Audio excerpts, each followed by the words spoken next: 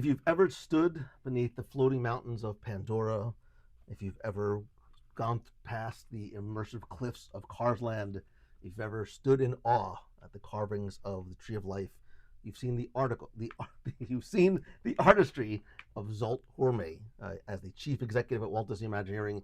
He doesn't just build rockwork; he sculpts emotion, shapes stories, and transform blank canvases into living, breathing lands that truly move us. And his journey from his roots in Hungary to the highest peaks of Imagineering is fascinating and as layered as the landscapes that he creates.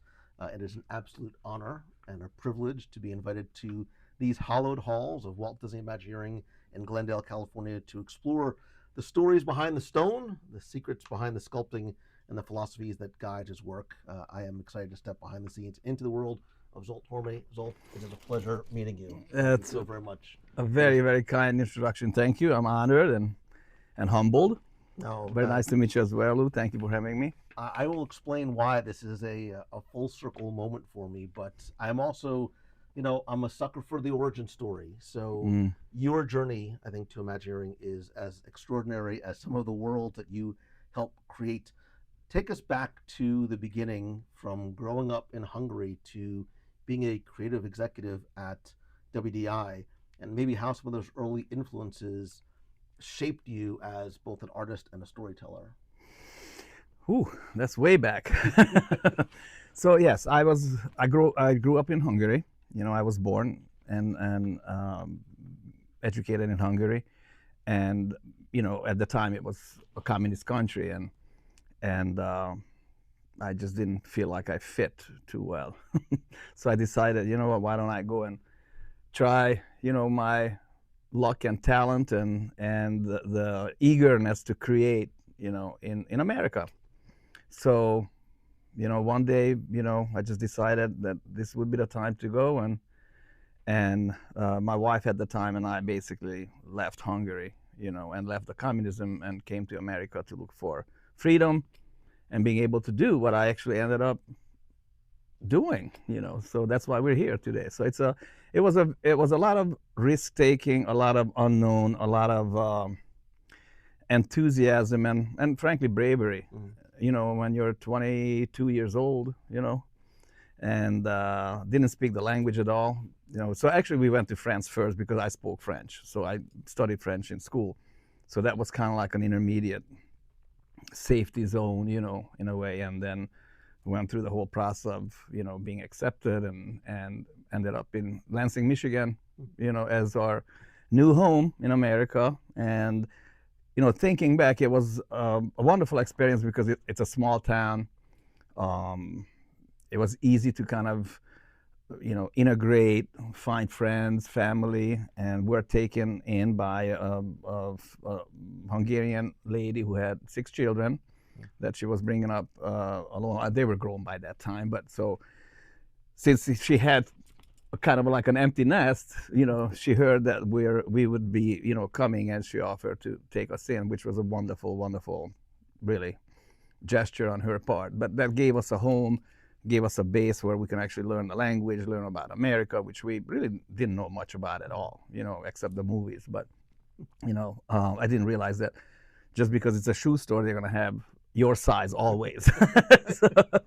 So I had to learn that, maybe you have to go to 2 or 3 before you find something that fits you. But other than that, it was a great experience because really it gave us a chance to learn a little bit about what America's all about and how the people are here and how the work is here and so on and so forth. So I'm still, even today, living in the States for such a long time, wonder how newcomers come here and end up in New York or Los Angeles with the traffic, learning how to drive. It's like, whoa, man, it's pretty daunting even today. So I feel we're pretty fortunate, starting our life in America in a smaller town and get integrated. So then after that, not after that actually, when we came, then you have to find a job right away. So that was called the refugee services that helps, refugees to kind of get established. So being an artist and being educated as an artist, I was looking for something on the creative end. But So were you always so as a kid were you always sort of a little bit more on the creative side? Were you always, yeah. building things and I always, in my whole family, we had musicians. My father was a painter, a graphic artist. We had sculptors. The whole family was very, artistically inclined and oriented. So that gave me the basically the jumping board, if you will, to kind of continue that thread.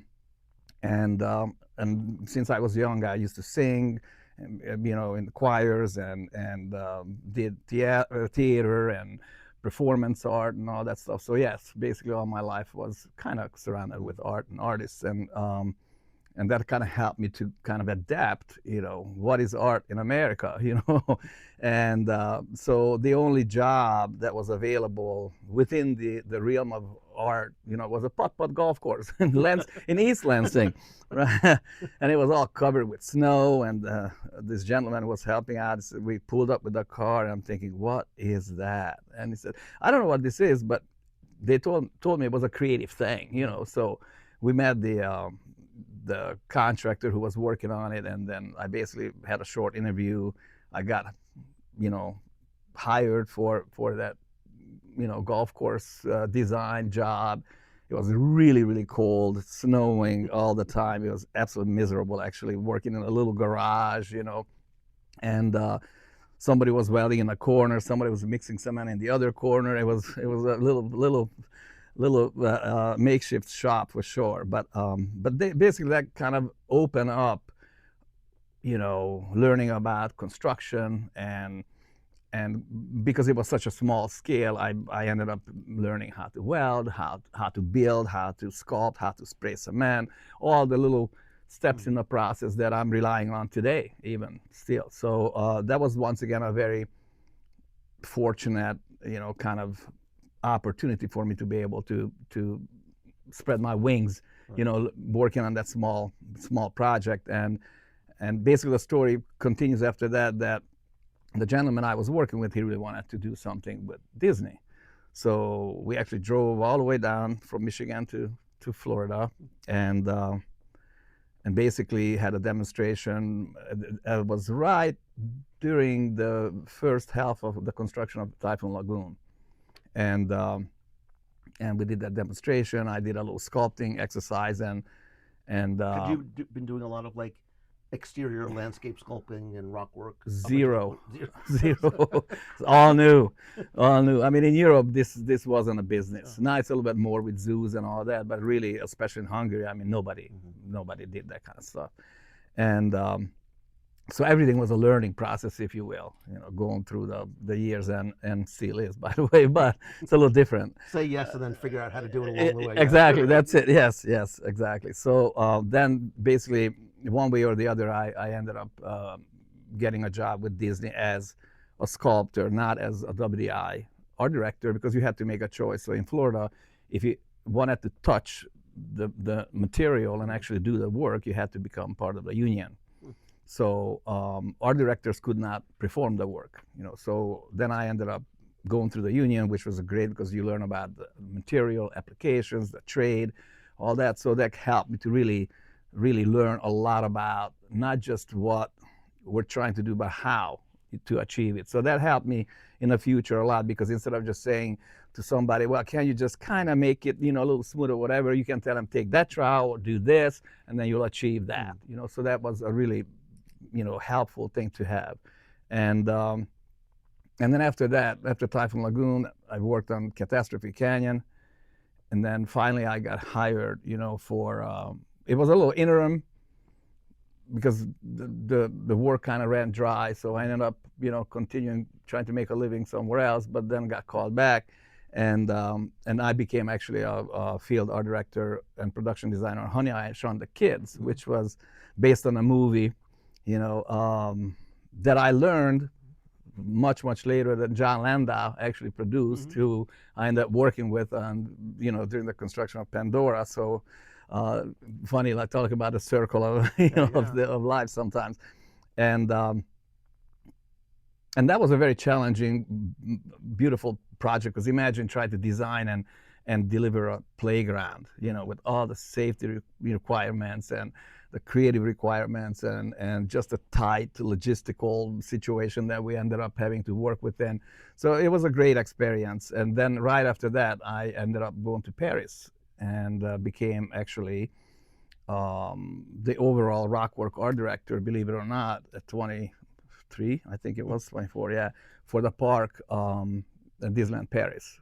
So, us who worked on it, we always say Euro Disney, but then they changed changed the name in midstream, and it's still you have to think twice. Okay, is it Euro Disney or is it Disneyland Paris? And so it's Disneyland Paris now. But so that was a wonderful experience because you really met a lot of very talented people, and not just that, but most people probably don't know. But even today, we're working together. Who young people we met, Rui, for instance, Rui Domatos and Fabrice Canal. Rui became one of the leading expert in the world, actually, creating character facades and architecture and basically the theme buildings that you see in the parks. And then Fabrice and I, continued the rockwork field, and we're still working together, within the studio that we have right now, which is called Team Finishes Art Studio, which I'm the head of. Yeah, it's interesting.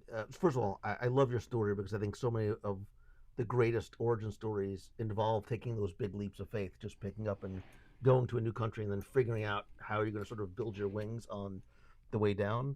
And I think so many artists, they work in mediums of paint or clay or marble, and you sort of found your way into working with rock. And I said that this is a sort of a full circle moment because I first remember reading your name in Melody Malmberg's book about the making of Disney's Animal Kingdom. Yeah. And I was fascinated because I love the minutiae and the details and the layers of storytelling that are not necessarily the things that you're seeing in attraction, but that are the world building. And you were featured in the book about being the lead sculptor on the Tree of Life, and I began to just start to understand how much artistry went into the creation of the parks. And I was sort of fascinated about how you turned that structure, which we know was sort of based on an oil rig, into something else with story and emotion. And I think the way you use concrete as your medium really stuck with me. So working on that project and a project that scale, what did that teach you technically or artistically that maybe still influences you in the work that you do today? Well, the Tree of Life was really a very unique challenge and a beautiful moment in our career who were involved with it. And that was really the first project. Being in Florida, I mentioned the union, everything was done, within the union, within the trade. But, Tree of Life was really such a special, project that we decided and we realized that we really need to hire well-rounded, experienced sculptors. This is not something that you can teach somebody who is very familiar with the tools and the materials and plastering and so on and so forth. But how you sculpt 325, animal figures onto a 75, scale. On that scale, it was a huge challenge, and we realized that. And so the company decided, okay, we're going to go ahead and create something new in terms of how we're going to approach the construction and the building of it.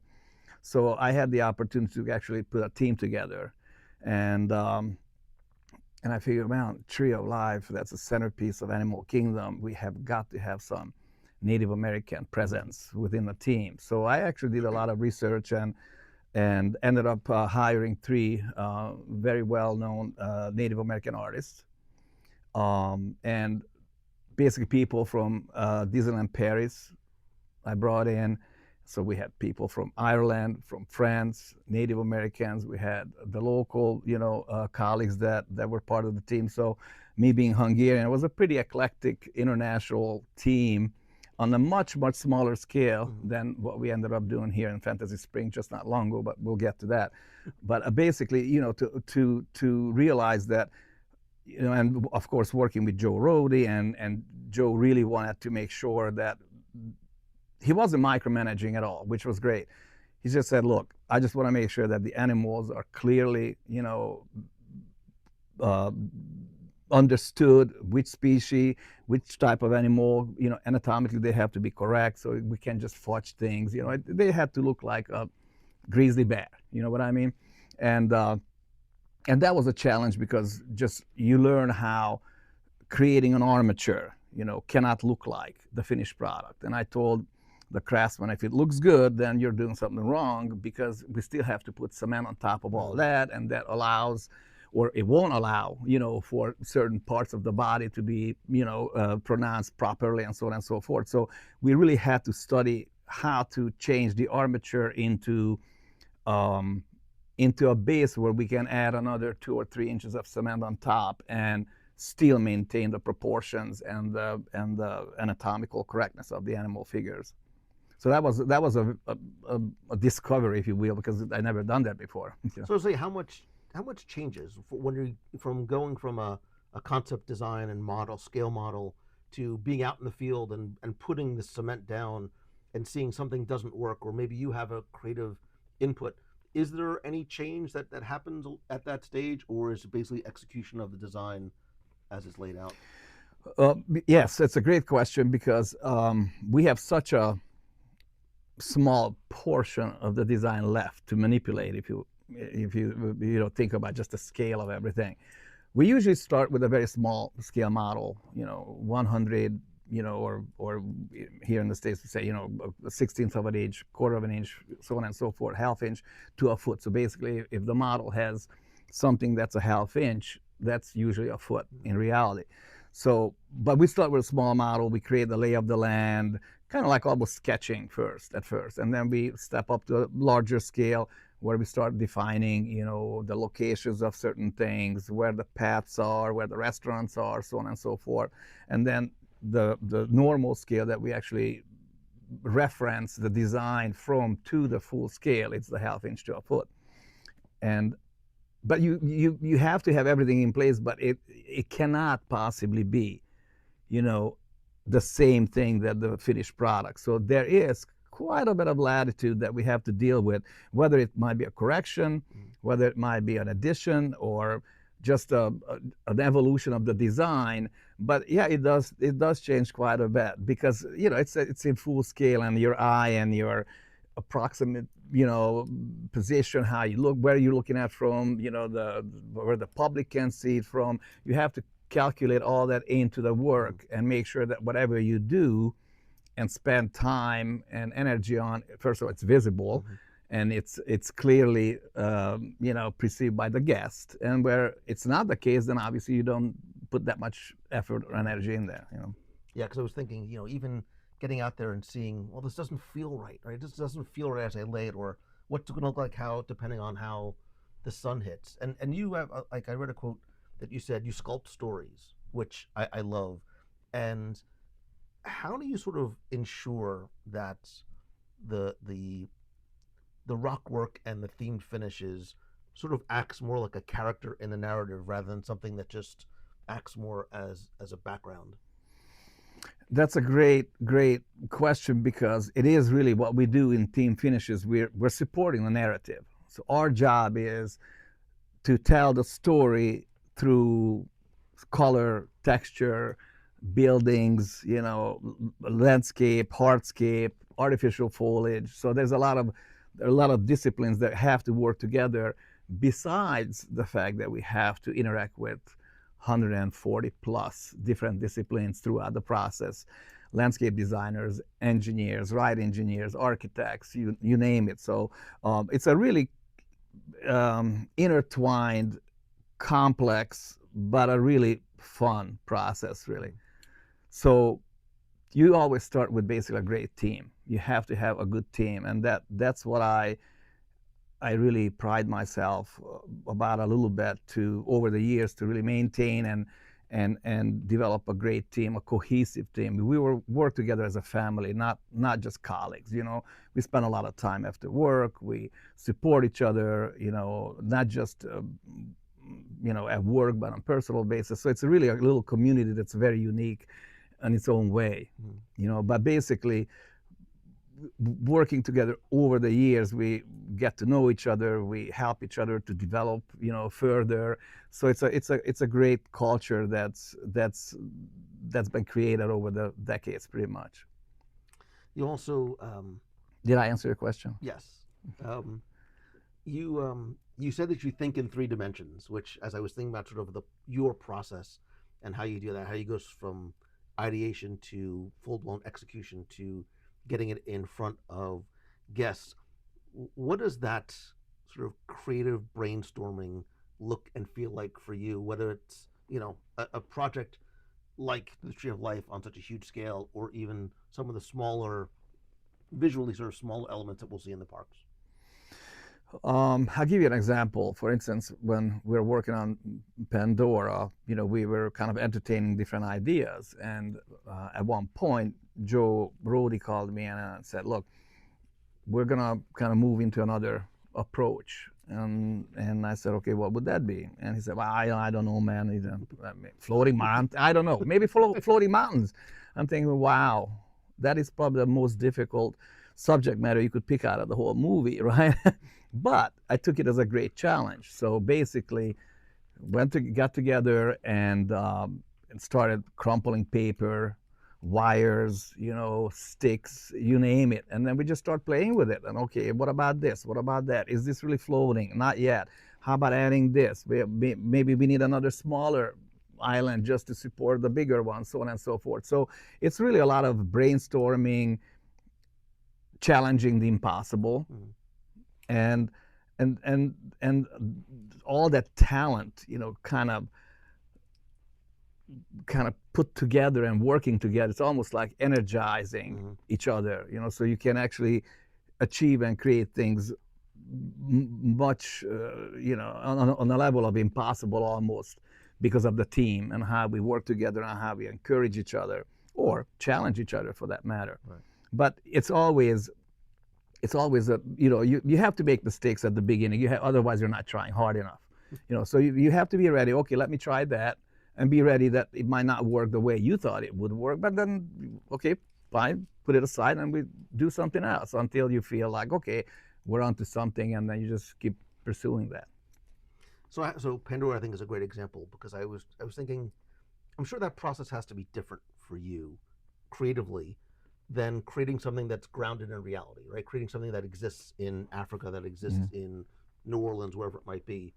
How do you sort of strike that right balance between realism and, quote unquote magic, without sort of tipping too far one way or the other?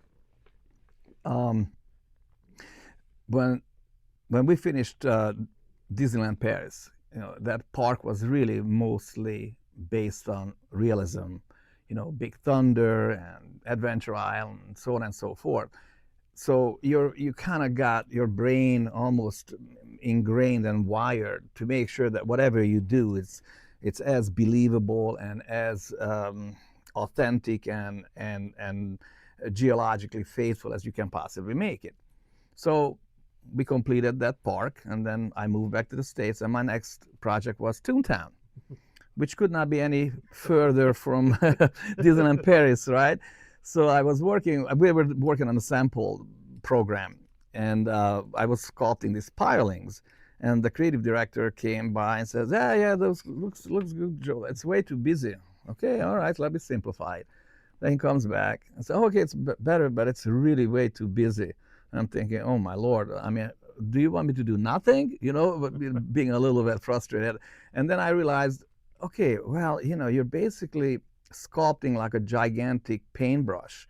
So everything you do, it has to feel like it was just, the brush just stroked a piece of paper, and that really helped to turn my mind and basically create and come up with a completely different vocabulary than I was used to. And that actually happened over the years, really almost from project to project, because either you have to be faithful to the animated feature, or you have to be faithful to the geology. An example, for instance, when we were working in Tokyo and in Japan from '98 to 2000, that was right after Tree of Life. So we completed the Tree of Life, and then an Animal Kingdom opened, and then we moved to Tokyo right away. And I was in charge of Mount Prometheus and the rest of the rock work, but I was focusing really on Mount Prometheus because it's the largest man-made sculpture in the world even today. And we really wanted to do something special and very realistic and really tell a story that doesn't remind the Japanese people of their Mount Fuji. So we intentionally used geological references from Hawaii and Hawaiian volcanoes. We actually did go to Hawaii, Fabrice and I, and studied, took thousands of photographs, to be able to use as a reference. And so we built a park, went on with our careers. And years later, I heard that there was this scientist, a very well-known scientist, geologist in Japan, and he went to the park and he looked at Mount Prometheus and started walking around, and he actually just was taken back by really the fidelity of what we have created. And apparently there's a YouTube series by him. He has his apprentices come on and he explains how the geysers work and the artesian, flow and so on and so forth. So that kind of gives you a little bit of a reassurance that what you're doing it's kind of working. So that was a good news to hear, that experts can appreciate what you do to entertain people, but yet it's just as realistic as it can be. I will tell you from a fan perspective who is in absolute love and awe of Tokyo DisneySea. I think it is some of the most spectacular work Imagineering has ever done, and a huge fan specifically of that area. It's breathtaking. It is jaw-dropping and breathtaking, especially seeing it, from nighttime and going into daytime. But it's funny because you were talking about, talking about the mountains of Pandora, which, exist only on film, and then the Cadillac range in Cars, which is two-dimension animated, and then all these different other countries and cultures that you have to sort of build into. How much does the cultural storytelling impact creative decision making? A lot, almost everything, because you have to be culturally very sensitive. That's really important for us, to make sure that every story we tell, it's told in a way where it doesn't offend anybody, and it's faithful and it's entertaining. So we're building projects in France, in Shanghai, in Hong Kong, Tokyo, you name it, right? So every place we're building something, we have to be really, really super cautious about, make sure that the cultural references and where it's being built, for the public, the majority of the people who will come, that they will appreciate the work that we've done without any kind of dismay or misunderstanding, which is a really complex thing to do, mind you. It's not as easy as I'm making it sound like. So, but yeah, we are very cautious and very, very, very focused on that. And I was even thinking, looking at Arendelle, I'm like, you have to build a frozen place for people that may not have ever even seen snow or understand what it's like to be in sort of a frozen environment, and sort of convey that very quickly with just visuals. Exactly, and that's your ammunition, pretty much, Yeah. Fantasy Springs, again, I just returned not too long ago and saw Fantasy Springs for the first. I didn't watch a single video. I'd like to experience it with my own eyes. Oh, that's great. And awesome. Walking in and seeing, and I stopped. I mean, I literally stopped in my tracks when I looked at that rock work, because the storytelling doesn't take place when you step foot onto a ride vehicle. Right. The storytelling takes place from that, that wide long shot as yeah. you start, and then as you get closer and see the detail, and it's breathtaking to see in person. And then I love going multiple times because what you see in the morning is very different than what you see in the golden hour. How do you sort of design to not just tell a story, but transform that story with light that changes, naturally from the day to, being artificially lit at night? I wish we had more control over that, because a lot of time we design these beautiful things and the sun is always in the back, So you have to sometimes just work around it, frankly. But it is an important factor because, it's sculpture, it's three-dimensional. You want to make sure that, that the features and the details are visible. properly, meaning that you don't want to create something where the sun just hits it, at 1:30, and you realize that something, shows up that you didn't realize or you didn't mean to do. So it's we have to actually, and that's why when we have buy-offs, for instance, or reviews, we always have at least a couple days in the schedule to do that, because we want to be able to look at it early hours, late hours, at night, midday. So that's a very important factor for us, actually. And we were talking about the long shot, right? And seeing it, and guests are seeing, when I say your work, I mean you and your team's work. Of course, yeah. You're seeing your work from a distance, and a lot of times it does sort of, it's background.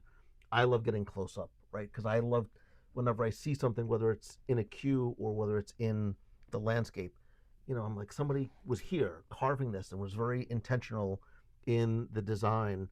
Are there any details that you are either, specifically proud of, or do you leave like little Zoltisms anywhere? Do you leave like little handprints of some of the work that you've done?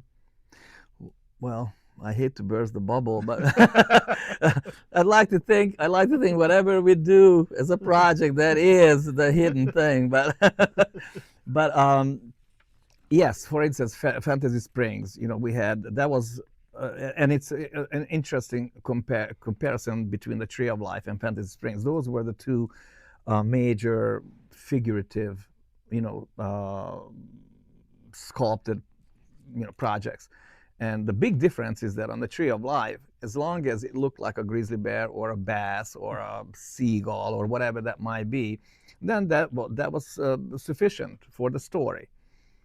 On Fantasy Springs, it was very challenging to make sure that all the characters are exactly how the people and the guests remember them from the movies. There was no little cushion that it kind of sort of looks like Rapunzel or kind of sort of looks like Pocahontas, but not quite. We could not afford that. It had to be just right. And you mentioned a minute ago about the two-dimension. The movies are two-dimensional, right? So it was very challenging and interesting to create these figures in three-dimension. Because, you look at the references and it's usually maybe one shadow line, maybe a couple of colors, and then you figure out the rest, right? And that's what we had to do.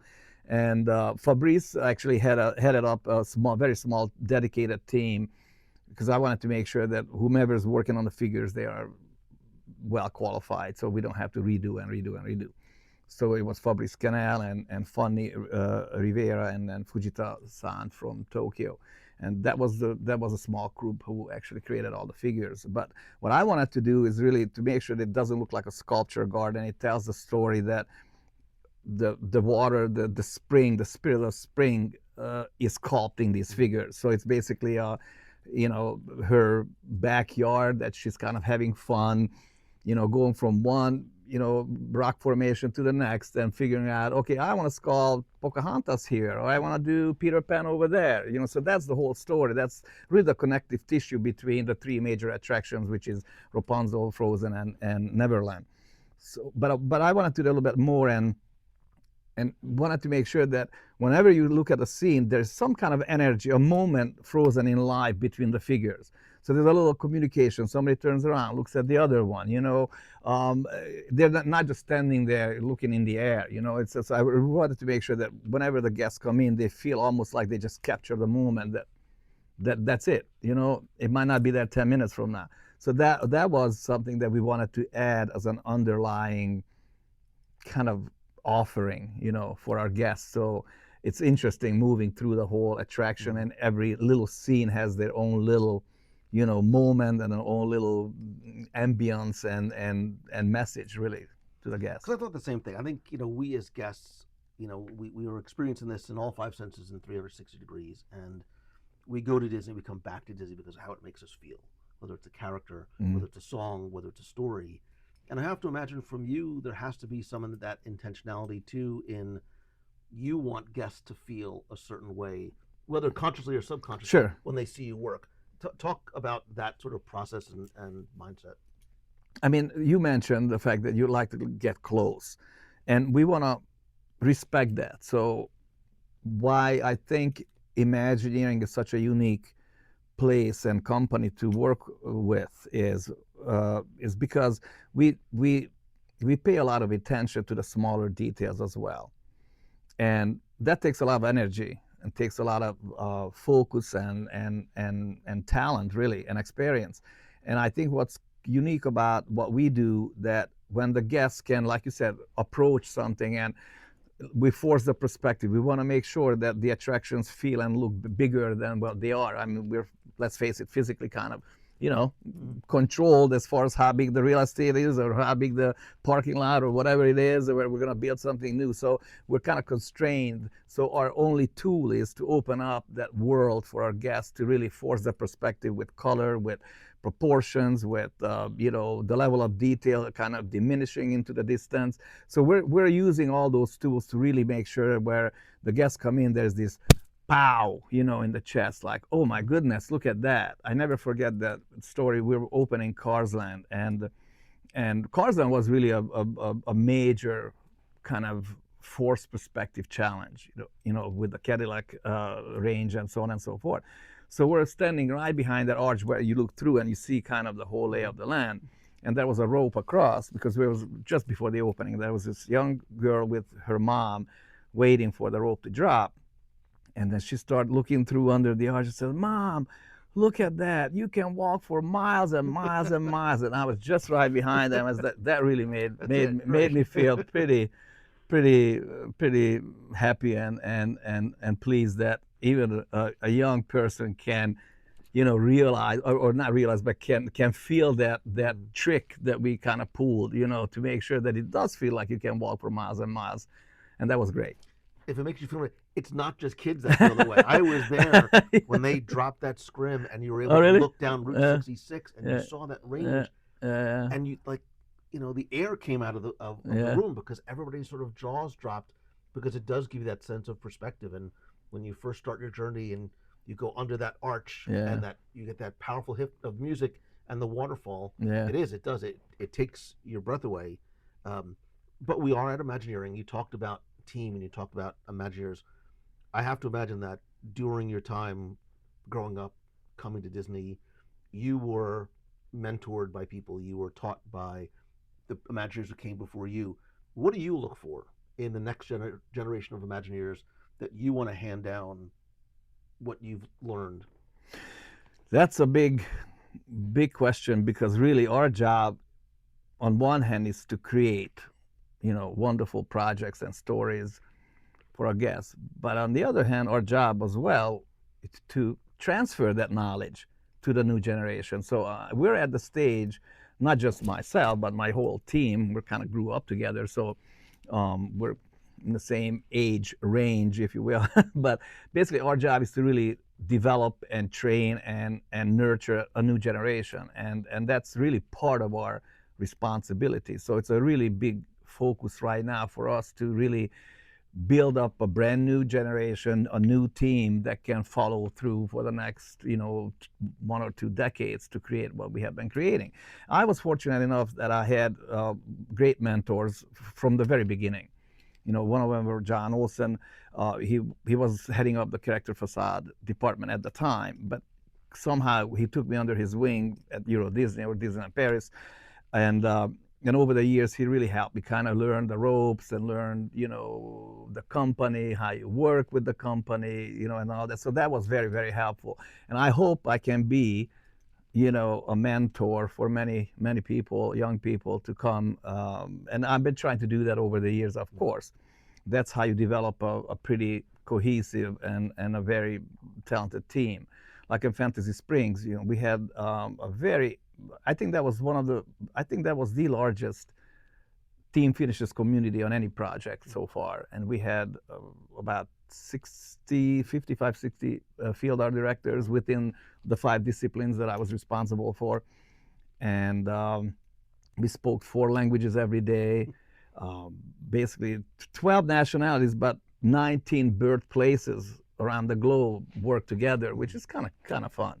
I never forget, we just started, we just started the construction, and at one point I was giving some instructions, But just so happened, it didn't happen after that, mind you. But at just one point, I wish somebody had a camera, or I would have had a camera, but I didn't.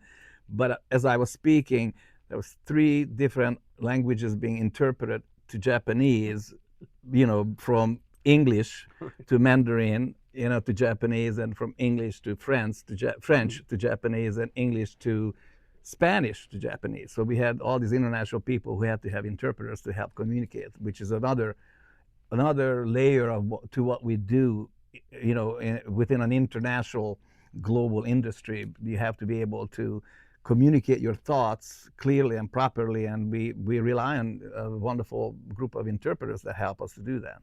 Yeah, especially something so artistic, things can very easily get literally lost in translation, as you're trying. Even in English, let alone try to interpret it from another language to another language, right? So that's a tricky thing, but it kind of helps you to learn how to communicate easier, cleaner, and more simple way to express your thoughts. So it's easier to convey that to the craftsman instead of the fancy words and complicated language. Yeah.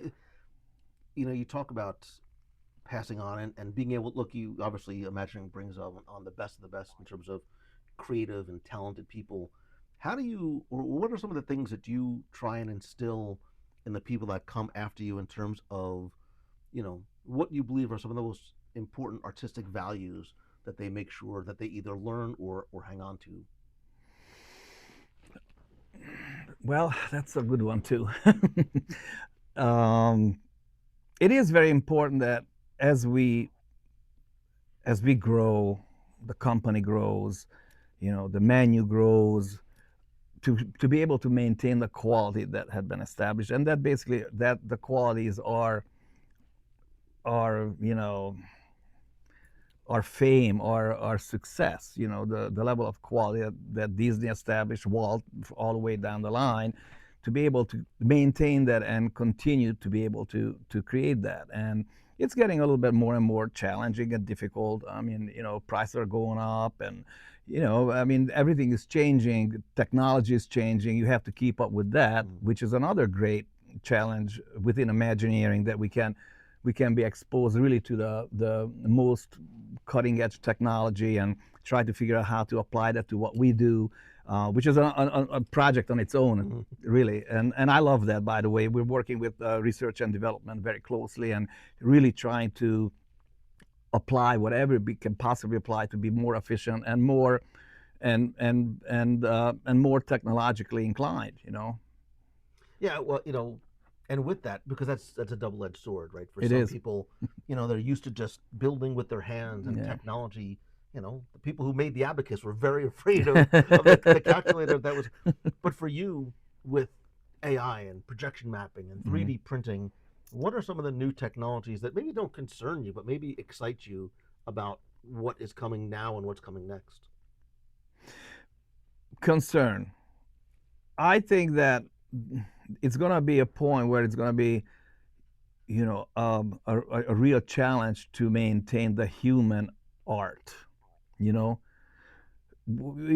People think, why would just 3D print rock work? It's cheaper, faster, whatever. It's not.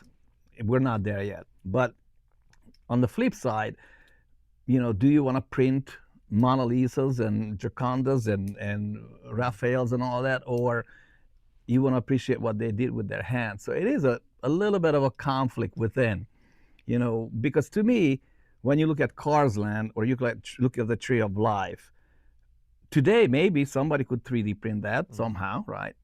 But the value is not the same when you know that it was an international, wonderful team who worked every day, hand in hand, in the rain, in the cold, in the heat, in the humidity, and create something for a guest that they can come in and just, being in awe. So that is that too.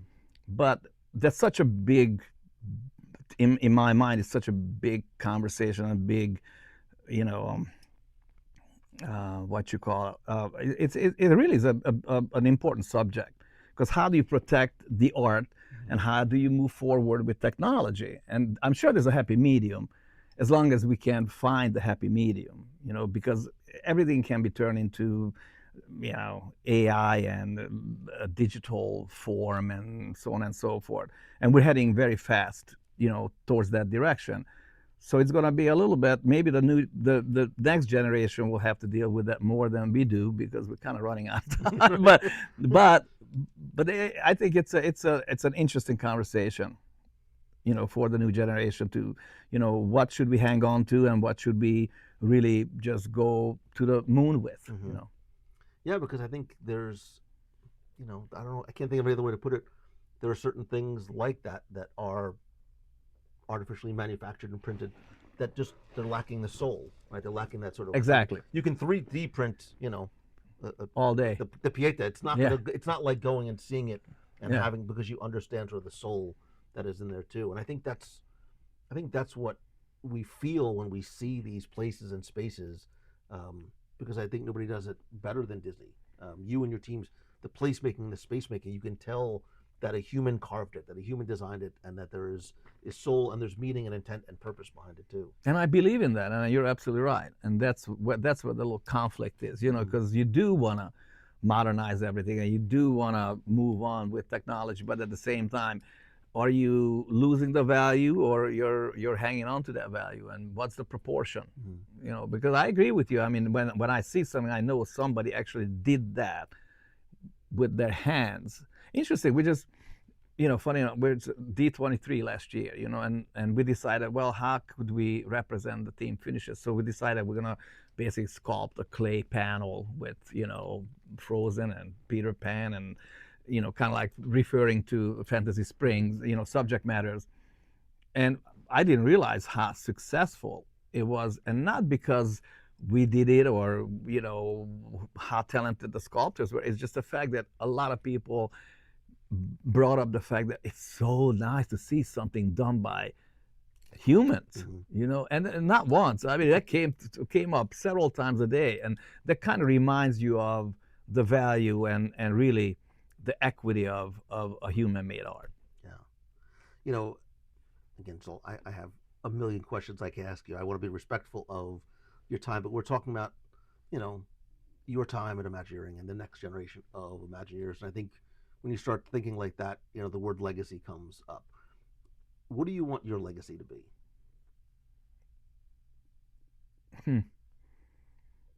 A tenacious, creative overachiever.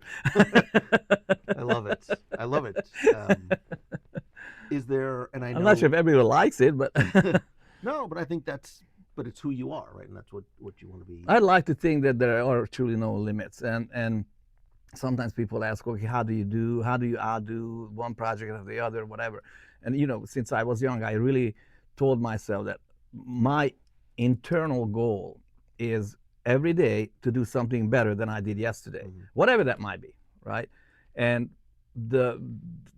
really the fortunate situation was with me in my career that every project kind of led to another challenge. I remember after the Tree of Life, we had these interviews, and it said, how can you outdo this? And I had no idea. I don't know, and then, 2 or 3 years later, there's a volcano, which is the largest man-made sculpture in the world. So, and then the floating mountains, and then Galaxy's Edge. So it's all that, and Fantasy Springs. I mean, the fact that we created 50 plus Disney characters sculpted out of cement, you don't do that every year either. So it's been a wonderful journey and a great ride so far, being part of Imagineering and call yourself an Imagineering. I think that's probably the biggest honor you can have in our industry. Is there one thing that you've done, not that you're most proud of, but that you hope every guest gets a chance to see, and like, maybe I'll rephrase it this way. If you could take Walt Disney and show him one piece of your work, what would it be and why? Ooh, I would be too bashful. Oh man, that's a good question. It's like, sometimes I say it's like picking out your favorite kid, but I think something that's very close to my heart, and the reason it's very close to my heart because it was a small scale, creatively very challenging project is the fountain in front of Hotel Miracosta in Tokyo. Not a lot of people know that. They don't even know whether Disney did it or somebody else. So that could be a little bit of a hidden treasure that most people don't realize that we had something to do with it. But that turned out really, really, really successful in my mind, and I don't think a lot of people actually connects that particular little feature with all the rest of the stuff that we've done in the years. Because they're so quick to run in and go see Mount Prometheus. That's why Shame. It's a shame. It's the biggest, most beautiful weenie at the end that draws people in. And Yeah. I'm not the only person that loves just sort of spending time wandering around that place in space. And I think Fantasy Springs, people were asking you about Tree of Life, what's next? It doesn't have to be bigger to be better. It's just different and unique. And I think Fantasy Springs is some of the most beautiful work that I've ever seen you and your team do. It's an amazing team, truly. It's like, and I can't reiterate the fact that we have really the best in the world. It takes a lot of work, takes a lot of managing, taking care of those folks, but we work as an international team. Team Finishes is all international. It's not like one country can do it all. So we have people from all over the world when we work together. But to answer your question back, regarding Walt, obviously the Tree of Life and Pandora would definitely be something that, if I can only show two things, those would be the two things for him. But of course, everything else is pretty cool too. Yeah, I think it would be incredibly impressive. I know you speak Japanese, and you talk about this idea of I love the idea of Kaizen, this idea of continually improving, and I get the sense that is sort of your philosophy and what you do in your work as well, and what you try and teach the Imagineers behind you too. Yeah, my goal is to always, until I'm completely done, to create everything better than I have done before, and hopefully I can pull that off somehow. Well, your legacy is literally and figuratively etched in stone in Disney parks around the world, and your artistry and leadership really have helped bring some of these incredibly iconic environments to life, from floating mountains to galactic outposts. You don't just sort of build theme finishes, you really build these truly immersive storytelling places and spaces that transport us to another world. This has been an interview, I don't want to do the math, 30 years, and almost 30 plus years in the making for me, because I've been such an admirer of your work. So I sincerely appreciate it. Thank you so much. We appreciate it. And I could not be more honored to be frank with you. Thank you so much for making the time, taking the time, and having me. Appreciate it.